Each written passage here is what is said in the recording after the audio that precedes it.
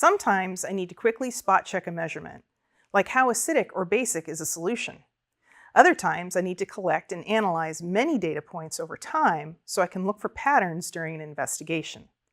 Let me show you how PASCO's wireless pH sensor with display makes it easy for students from kindergarten through college to measure the concentration of hydrogen ions in a solution.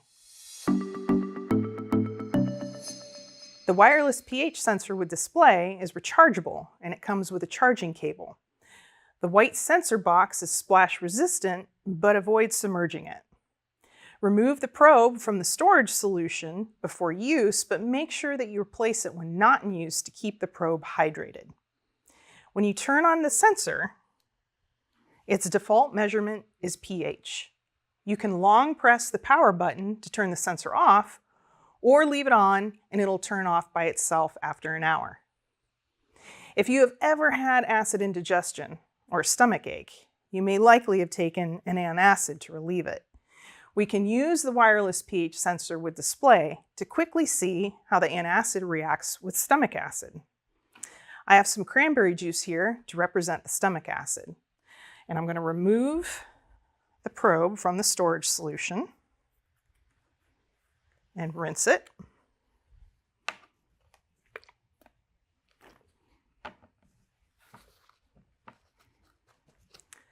The probe tip should be submerged into the liquid completely. You can see that the cranberry juice is quite acidic. But what do you think will happen to the pH of the solution after we drop in our antacid?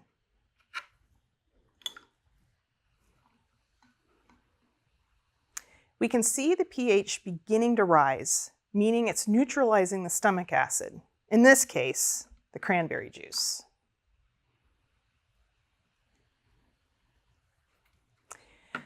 As we've seen, you can use a sensor independently, or you can connect it to PASCO software like SPARKvue, Capstone, or Chemvue. For this demonstration, I'll be using SPARKvue. Again, going to rinse off my probe, pat it dry.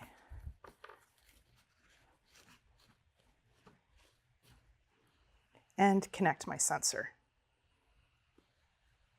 Once you are connected to the software, the sensor can record and display data like other wireless sensors, so you can experience the data visualization and analysis of your choice.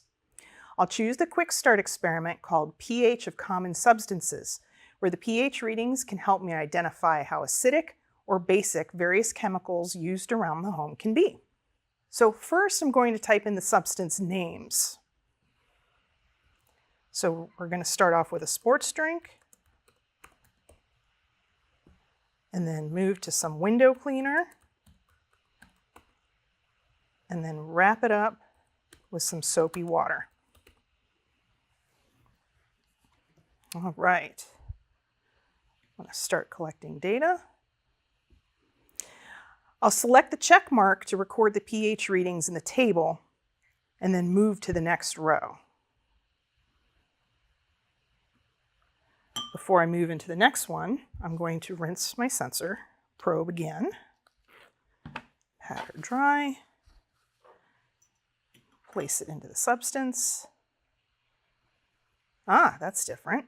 So now I'm going to select the check mark again, quick rinse, and then let's see what our pH of the soapy water is going to be. All right, interesting. Then I'm going to stop collecting data. So did any of these surprise you? Any of the results? Visit the product page linked in the description to learn more about the wireless pH sensor with display, including specifications and links to lab investigations. Thanks for watching.